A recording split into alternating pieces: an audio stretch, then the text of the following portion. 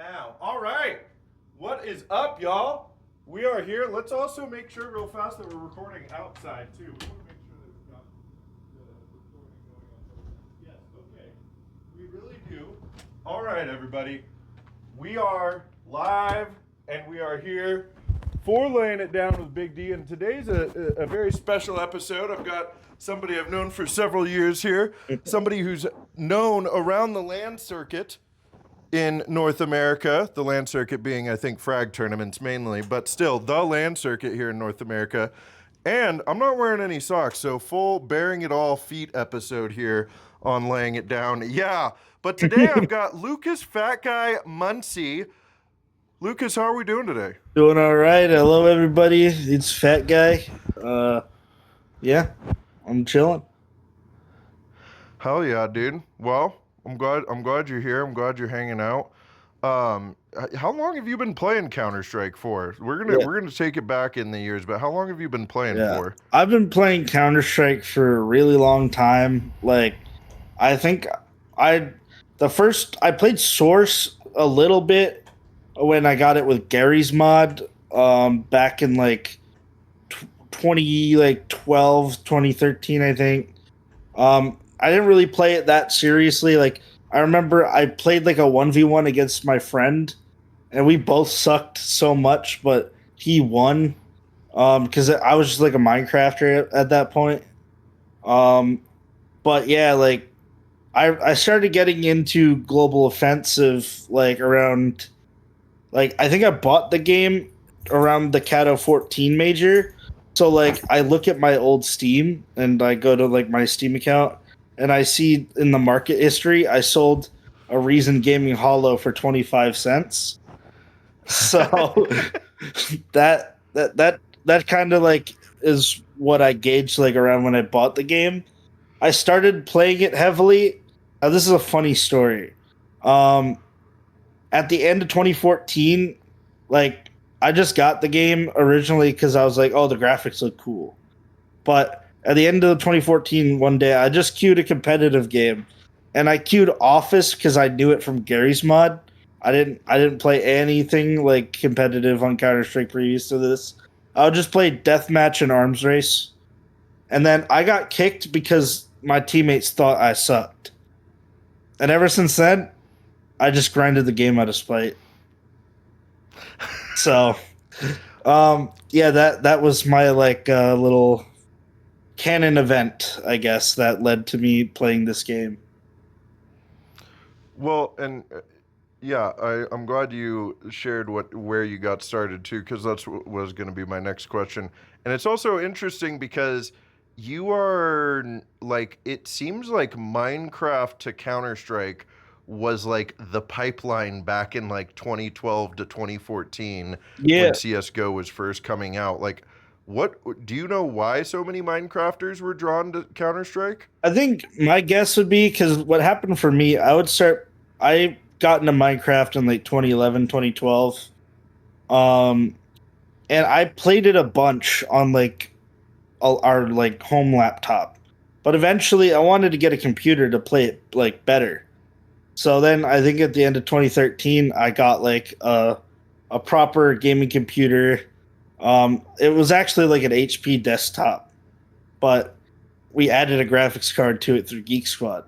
And then I started playing like real PC games, and then like I eventually found Counter-Strike after a little bit of time. But well, yeah, so I think. Oh, sorry. But, no. Well, Go on. I think the reason is I don't want to interrupt you. I think a lot of people fell into that pipeline where, like, their first ever PC game was Minecraft, and then, like, because before that, like, there was no like game that kids would get into on PC, like, unless like their older siblings were on there or something. So I think the Minecraft to Counter-Strike pipeline, it's there because that's how people got into PC gaming as children in my generation. That makes sense because yeah, if you talk to like people a little bit older, like if you talk to the people that started in like 1.6 and Source, the common theme there is oh, my older brother played this game all the time, and I would watch him, and I wanted to be better than him, so I started playing it, right? But then that makes sense what you're saying about like, well, Minecraft is what got a lot of the people in my generation on a PC, and eventually they started growing up and wanting something like a little more challenging and a little Mm. more, engaging. And so Counter-Strike is kind of that next step. I bet if we were running a League of Legends or Dota podcast, it would be probably the same story of Minecraft to those kinds of competitive games. Are there any Possibly. other competitive games that you play? I mean, Or is it all Counter-Strike all the time? nothing actively. Like, I think when Fortnite came out a while ago, like I grinded that until everybody became like insanely good. Um, I don't know. I play some chess on the side occasionally. Um, but yeah, I mean, I never got into Valorant or anything, so like I don't think there's been like another competitive game that I've really like immersed myself into the same way I have with Counter Strike. What is it about Counter-Strike that like is the appeal to keep coming back over and over and like strive to grind the game the Yeah. way you do? Well, I think for me, like when I first started playing, I really started enjoying the process of like having to work to get like good or competent at something cuz like as a child, like I wouldn't say I'm like a gifted person or anything, but I didn't really run into like a lot of challenges in like school or like in my like personal life in terms of like I didn't really feel challenged like in terms of like my skill set or like my ability to learn. But Counter Strike became very difficult for me. So like I've never considered myself like someone who has like a ton of talent, but I think that's kind of the reason why I like Counter Strike is because everything comes very difficult and the satisfaction when something pays off, like when you get better is just way it's a different experience. Yeah, Yeah. yeah. I I think that can kind of be uh, turned into some light. Like there's some life advice in there as well, right? Mhm. Like don't shy away from the hard things because there's a greater reward waiting on the other side if you meet Mhm. it head on. Like Um, yeah, I agree.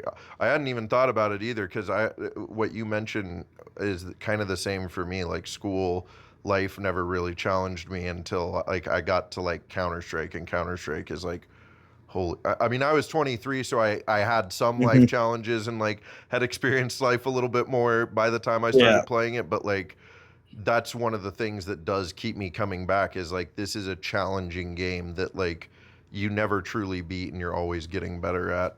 Yeah, Um, and I think in terms of like why I continue to play it cuz I'm not really sure how much further I'm going to like make it along in terms of like the skill ladder. Like my improvement I think has definitely gotten slower over like the last couple of years, but I still really enjoy like the community and like going to lands and everything. Like I think just the scrappiness of like what everybody is trying to build like together is like something it's very endearing and like I think any adult like wants to be part of something like that like on the side cuz like people be like oh well like cuz I'm like 23 as well and people are like why do you keep trying to grind the game I'm like well what else am I going to do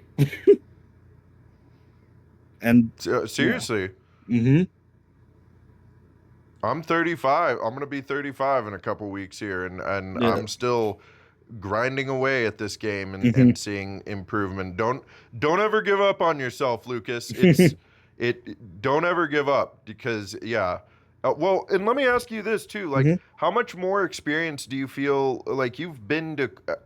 I don't know exactly how many lands you've been to, but you've been to quite a few of them over the last several years, yeah and like you've like you've got come hell or high water gone to these lands sometimes, right? Like mhm how important is LAN experience to you in actually getting better at Counter Strike? When it comes to getting better, I think it's very important because LAN will test a lot of sides to the game that like people don't talk about, like a lot of intangible things. Like how are you going to prepare your mind and your body, and like how are you going to make sure that everything is organized so you can have the best performance you can during that day? And also, like, for people who don't have as much LAN experience, LAN is very important to like meet other people who also know the game, and like you're able to kind of, because sometimes it's hard to really listen to people like full on when you're like behind a monitor. But like if someone's in person describing like a game concept to you, like it's a lot easier to like kind of take that fully in. And I would say for me, I don't really go to lanes necessarily with the idea to improve as much anymore, but I definitely think that land has a lot of aspects that, like, some of these things that land tests me on now, it's like things that also benefit like every other aspect of my life. Um like that's kind of the thing that I would say. You just got to make sure you're able to keep yourself on your toes, got to prepare for every outcome, and also learn how to have fun through it all. You do you have a consistent set of people that you go play LAN with, or are you kind of a freelance Um, agent that yeah. I would say like so because of course there's like the monthly Frag Rowans in New Jersey, which I live pretty close to, so I go to every single one.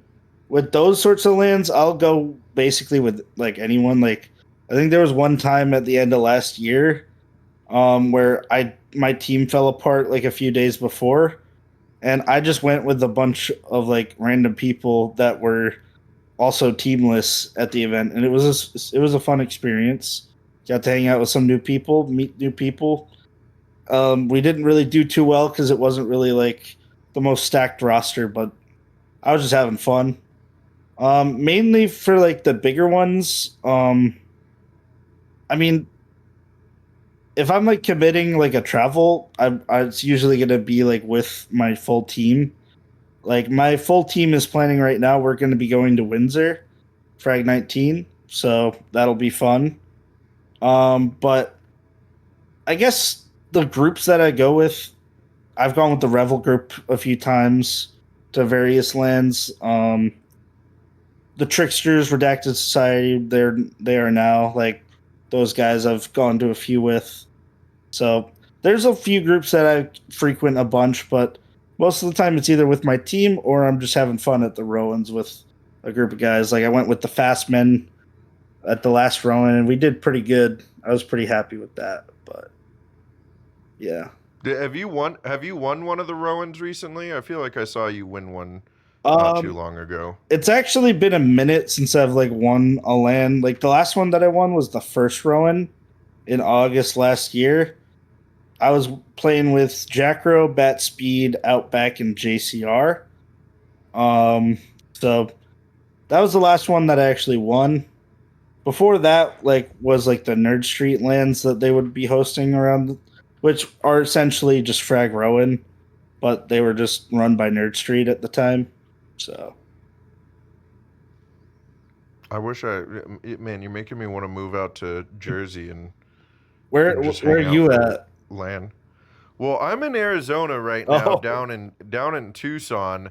Yeah, so that's why I was so excited about the Frag Vegas is because that's only a 5 6 hour drive yeah. from where I am. So that was really exciting to go to that one. But then I'm also I'm going to be moving back to the Portland area at the end of the year. So I'm not exactly getting closer, but Mm, I'm hoping that when I get to Portland, I can either group up with some people and start kind of like trying to get some kind of land circuit going there or get some kind of something going because the Northwest definitely has the population for that, I mhm. think. But um, hopefully there's like kind of a small scene already that I could go Yeah. figure something out. But either way, I mean, land is just like you said, it's such an important experience, not just to get better at the game and kind of play in a different environment, but like going and meeting all of those people when you're sitting inside online all the time. It gets lonely, and and especially when you go out in public, because people you meet every day don't play Counter Strike, because Counter Strikers are normally inside playing Counter Strike, right? Unless they're at LAN. So going to the LAN is really important. How long have you been competing for? Like, when did you start? Like, you said you sucked at Counter Strike Global Offensive back in 2014. When did you like? When along the line did you start competing, and when was your first LAN? So when I first started competing, like in ESCA League, that was in 2017. I started a team called Everybody Eats with some guys from the Don Hacky Discord server back in that day. If anybody knows what that is, yeah. But yeah, so I started an open team with some guys. I still talk to most of them today. Some of them work in esports, some of them don't. But it was a fun time, and the funniest detail that I like to mention about that is that it actually was completely off of winning a coin flip on, or not a coin flip, it was a jackpot on like a gambling website back then, because like back then skins gambling was like way worse than it is even now. Where I think it was like a 5% chance that I won that jackpot, and I did, and then I bought my first ESCA subscription with it. So from there, I played open for a while, and I played a bunch of IM as well. And then like I got into college in like 2019. So I kind of like drew it back a bit. Played one last season in COVID. But after that, I came back a few years later, or not a few years later. I guess I took like a year off because that was kind of when I was ramping up my life outside of the game, where I got my driver's license, first like full-time job, and I had to drop out of college because of COVID related money issues. But whatchamacallit? Yeah, I ended up playing again because like I experienced a tough time in 2021, and I needed something to like kind of keep myself, like my motivation stable, like something I could channel my like passion into, because I needed something. And Counter-Strike came back, and I've been grinding away at it since. My first LAN was in 2020, or it was in 2022. It was a Frag New Brunswick, which we got bounced at, but I played with the Tricksters, so that was like Trick and some other. It was Trick, Panda King, Reddy, and Crew. So most of those guys don't play, but Trick still plays. Yeah. Damn. So you've been doing LAN for a while now. Yeah, I mean, I guess it's been like over 3 years now. And I just saw that you're wearing your Fragadelphia shirt. Mm-hmm. Let's go, baby. Of course. Gotta rep it. Well, let me ask you this. How much Counter-Strike do you watch? Or are you like, if you have free time to do anything Counter-Strike related, playing Counter-Strike? Yeah. I mean, I watch a fair amount. Like, I've been watching Counter-Strike for over 10 years. Like, so watching like random group stages and stuff like doesn't really get me that invested as much as it used to. But like I'm always like, because I've been a big Simple fan since he was on Flipside, when I watched him, like, because Kenny S was like the best player at like when I first started watching. And Oh, yeah. I watched a game where Simple like dropped like a 30 bomb and lost to Kenny S, but he was better than Kenny S. So I was like, this guy's just the best. And I was right. Oh, yeah. I was a noob, but yeah, so like I'm really happy that Simple's back. I've watched every phase game that he's been back with. It's honestly like such a joy to watch him play. But in terms of like Counter Strike, I watch like most of the tier 1 playoffs, like, and I've been watching the major today. I watch every major still, and used to love watching the major qualifiers, but unfortunately, those are online now. They are online now. Well, and Mhm. before I ask about your major predictions, how do you feel about like the VRS system from your perspective so far, like, and its implementation this year? Um, so I like the VRS system. Um, the only thing that I wish it did, because the problem is like the last few years of like the pre VRS system, like everybody was phasing out open qualifiers because people were cheating and stuff or whatever. Like, so you would see less spots for qualifiers for like the big events. Whereas now it's like maybe you get one spot if you're lucky for each region, and then otherwise most of the invites are going to be like invites. So I think that kind of culture change made VRS not as super effective, but also I think I echo a lot of like I don't know if you've seen what Jackro has been posting, where it's like HLTV is kind of in full control right now of like what NA gets for VRS, and it's kind of bad because like that diffused the stigma tournament. Like only the finals were on there, which like I don't know. It was a $5,000 event. I've seen so many like European events where it's like it's only a couple grand and it's like 8 teams and it's like what gives. But I don't know. I'm not really sure. I'm very optimistic about VRS like as a whole, because I think as a system, it just is better for like I like the ranking a lot better than the HLTV one now that it's developed enough. Um, but yeah, I think that for like the lower levels of the scene, I do wish that things were a little bit better in terms of like getting more events on it. Because as a player, trying to like, because my team's goal right now is like we're trying to get on the VRS ranking to participate in events, and it's very difficult to actually achieve that. Not that it shouldn't be, but it seems like it's almost like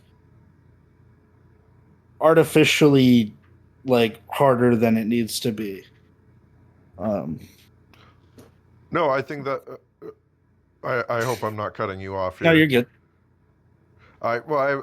I was gonna say I think that's one of the main issues with it right now, and somebody I was talking to yesterday interviewing was saying, I think it was Tyler from Notorious, was saying that VRS is cool, but it's one of these things where it's like if you have it already, you're like sitting pretty because you can just go get more VRS points if you want.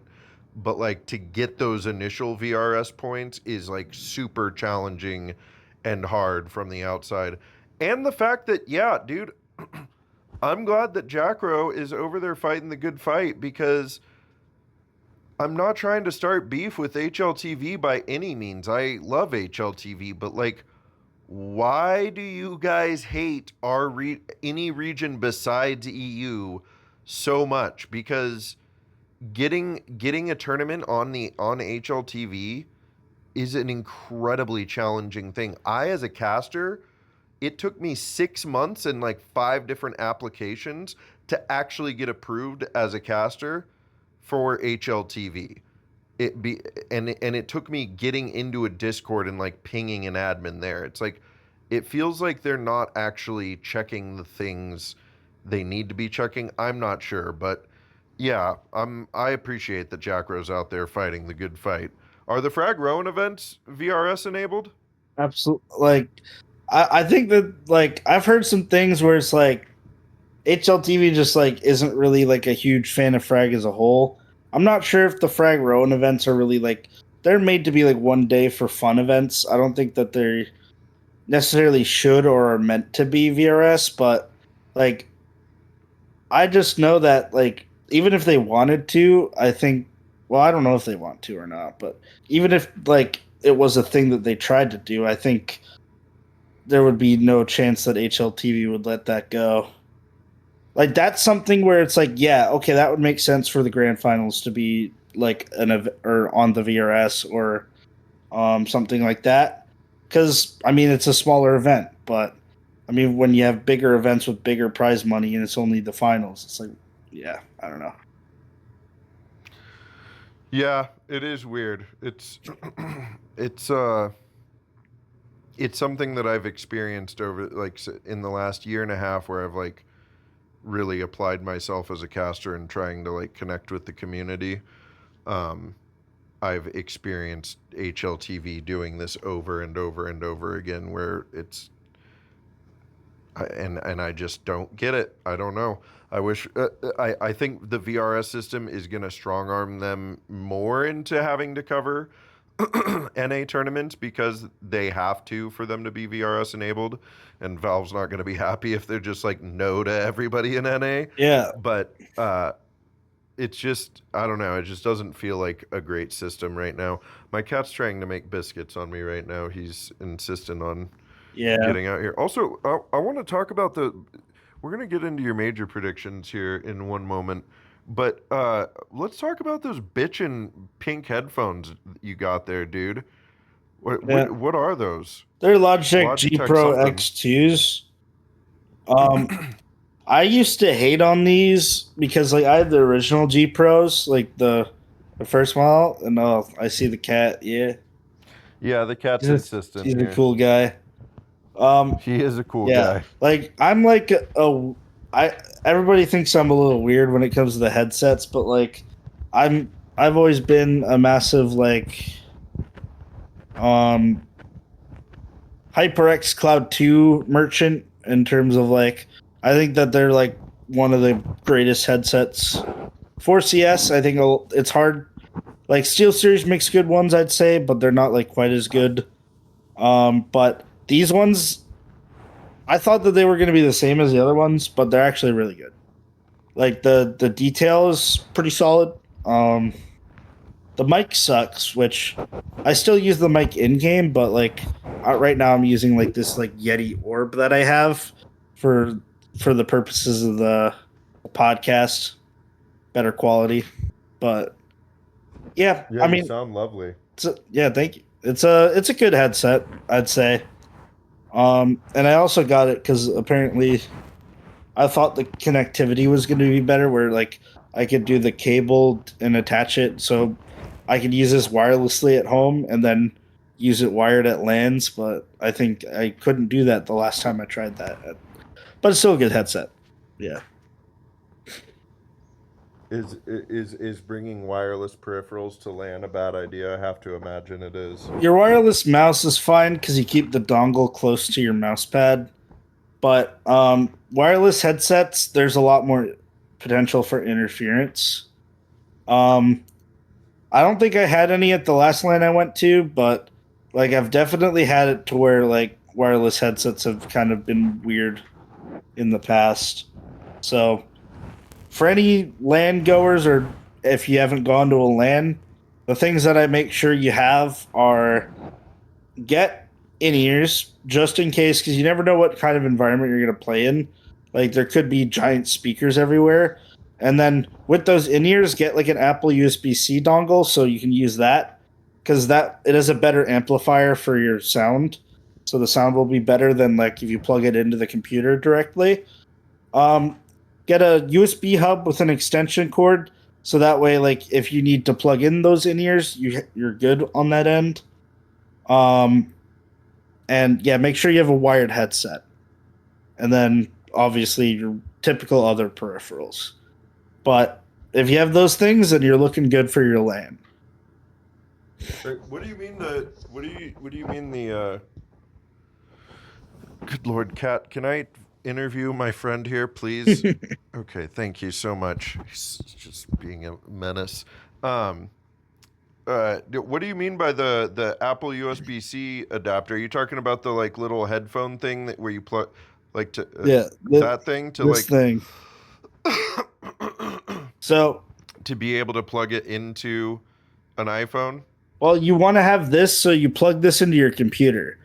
The reason why you want specifically the Apple one is because it has a good amplifier in it. Like, and it's It's cheap. got an amp in it? Yeah. Um, it's more called like a DAC, but like it gets good enough volume, and it's good quality, and it's only $9. Whereas like if you wanted to get like another quality like amp or DAC like system, like my other one was like $80. But I mean, this is just as good probably. So yeah, and this also can be used for a headset adapter too. So I actually have multiple of them because they're Damn. good for that stuff. It's kind of hidden tech. People don't Yeah, I was usually. gonna say Yeah, these are the tricks of the trade from going to LAN year in and year out. yeah. What other you talked a little bit about earlier, and then I promise I'm going to ask about major predictions Yeah. here. I keep saying I'm going to.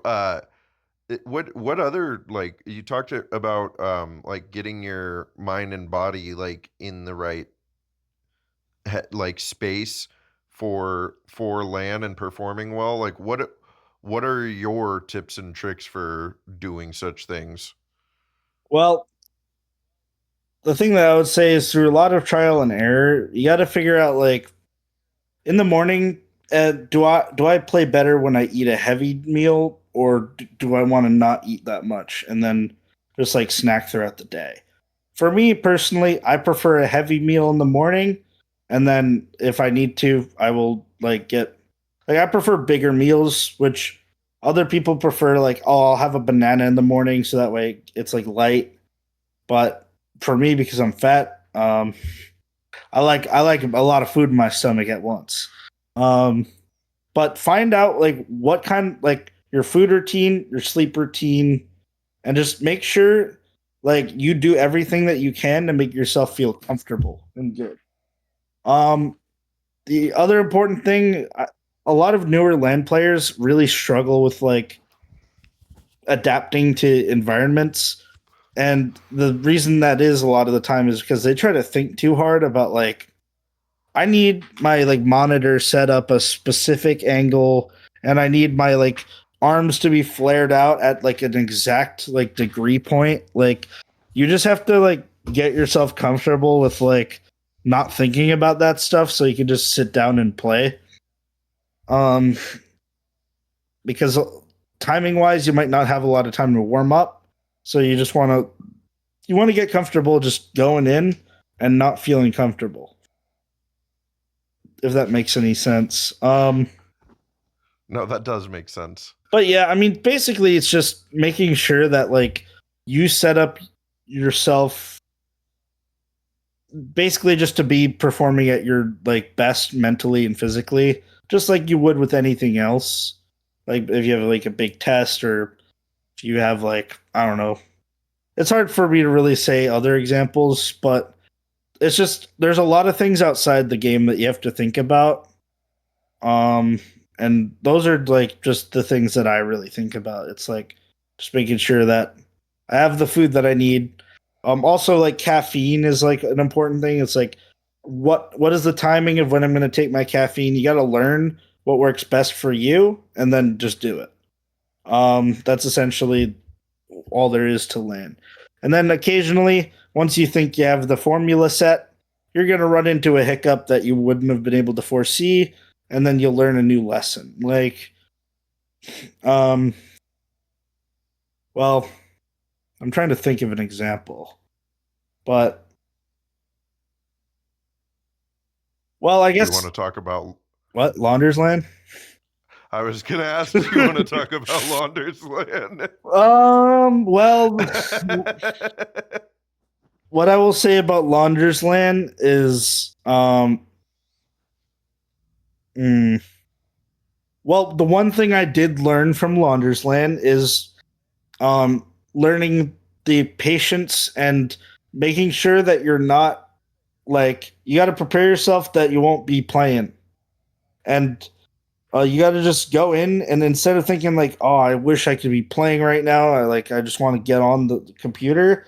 Like at every other event since, like there have been like some delays, of course. Like at Frag Philly, there was like a massive delay that whole day. Everybody else was like kind of freaking out.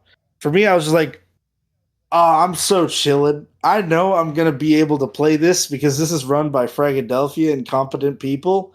Um, Unfortunately, Launder's Land did not have that, so it didn't end with me being able to play. But now at every other land, I'm like, I know I'm playing this, so I could wait forever at this point. I'm not bothered by tech delays anymore. How much do tech delays like mess with the I mean, I guess after what you just talked about, but like before you went to Laundersland and had that experience, how much did tech delays like mess with the mental going into the game? I mean, for me, I wouldn't say it's really that bad for me. It's like I would maybe get like a little grouchy, like, oh, I just want to play, but like, um, I wasn't really that bad with it. I know other people were worse, like in terms of like they'd like freak out or like they'd hound the admins or something. But for me, it's like the only difference between before to now, it's like now I'm just completely zen about it because I know like as long as I'm showing up to a competent land, I'm gonna get to play the game.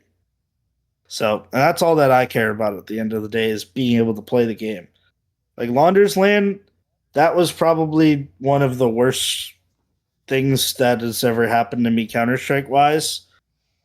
Because if I did not get a new job and like make a lot more money than I was before, I would still be in serious debt trying to pay down what Launder's Land like did because we spent a lot of money on that land for absolutely nothing to happen.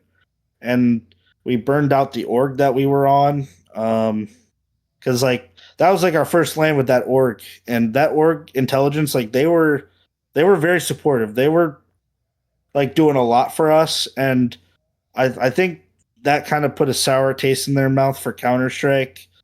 And like I don't know. For me personally, Launder's Land, I try not to think about it, but it was also probably the closest I've ever been to quitting. Um, because that one was like a am I really able to justify putting all this toward this for this potentially to happen? Driving 11 hours like from New Jersey to Toronto and then like spending thousands like as a team on like Airbnb and everything just to be told that we're not playing. Like, yeah, I don't know. It was a very difficult experience for Launders Land. I hope that if they do an event in the future, like I would want to give them another chance, but I would need to see them make some commitments. And publicly, I feel like they haven't taken full responsibility. Like, yes, they've said that, like, they've said sorry, I guess, like to us at the venue, but like publicly, it feels like they've kind of tried to sweep it under the rug. But and I guess the last time my teammate Colin made a tweet about just a joke because it's like, well, I don't remember what the joke was, but it was just a light joke. It wasn't meant to be like we hate launders and this is all terrible. It's like we just want to make a joke about our situation because we're down a lot of money. And yeah, that gained a negative response from I think a couple people publicly and a couple people reached out privately to him and were quite upset that we would be upset about losing thousands of dollars on a tournament that we couldn't play. But I don't know. I guess we were unreasonable. People are so weird. I I don't know. swear to God. Like, you have every right to be furious about that, frankly. Like, I mean, Yeah. I don't know what the proper answer is, right? But like I'm with you on the fact that it feels like there was kind of a public acknowledgement while it was happening and right after it happened, and then we never talked about it again. Like until we were talking about it just now, I forgot that he even like did that online tournament ever happen for? It did happen, but it was unseeded. So at least for us, we didn't really make it that far. But I will say, I made a push because once they said that they had $10,000 to throw down, like for an event online, I'm like, well, you told us that you couldn't do anything for us financially. Then you have $10,000, like split that between the teams, maybe. So they split 8,000 of that and then put 2,000 into the tournament. So there was a little bit of compensation on top of getting refunded, but like it wasn't. It was like maybe a couple. It was like a few $100 a team, like US dollars. I think it was like 300 or 400. I don't remember. I think it was 425 CAD, if I remember correctly. But essentially, Dang. it's that. Like that wasn't really enough to make up for what happened, and like No. I think I don't know. I don't. I don't want to go too crazy on it, but I do feel a little jaded about that whole situation. Yeah, I don't blame you, dude. I mean, it's that was such a shocking thing to me to hear that, that people were just being told, "Well, you're not playing." It's like,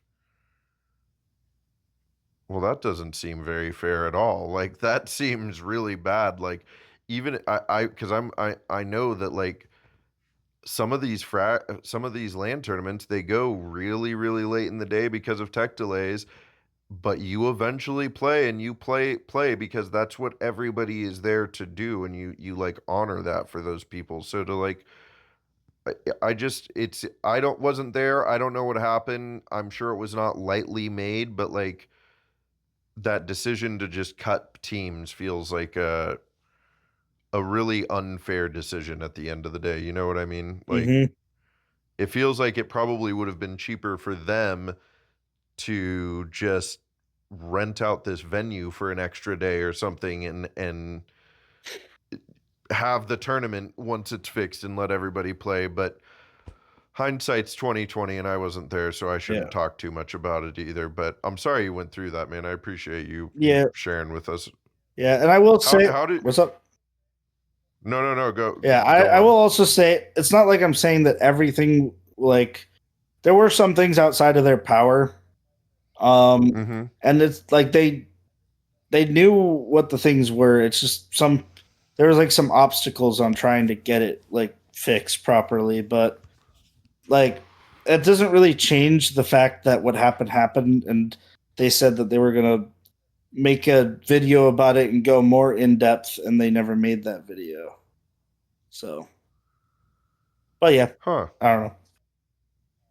Well, that you hate to see, Yeah. or hate to see that it's not there anyway. Hmm. Well, I have one last question for you before we get into these major Yeah. predictions. All right. Uh, and this is to kind of finish off the thought of the Launders land. You said that was a moment where you felt like you wanted to quit.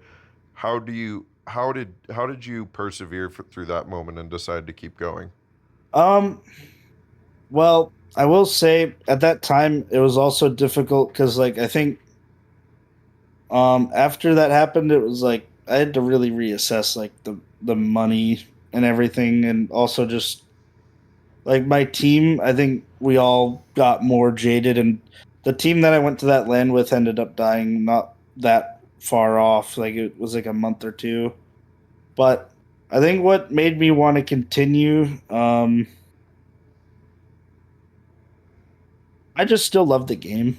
There's nothing that's gonna stop me from loving the game. And I am still able to see like Fragadelphia. They always run great events. And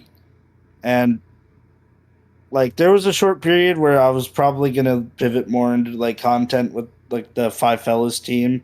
but I kind of got a little roped back into the whole like advanced scene from my teammate Colin, and we are trying to build a team and try to achieve like VRS. And I mean, if we don't, that's fine. But like, I think I still just love the game. I think that's really the biggest thing. And like, more, you don't really need a reason to do something if you really love it that much. Like, yeah.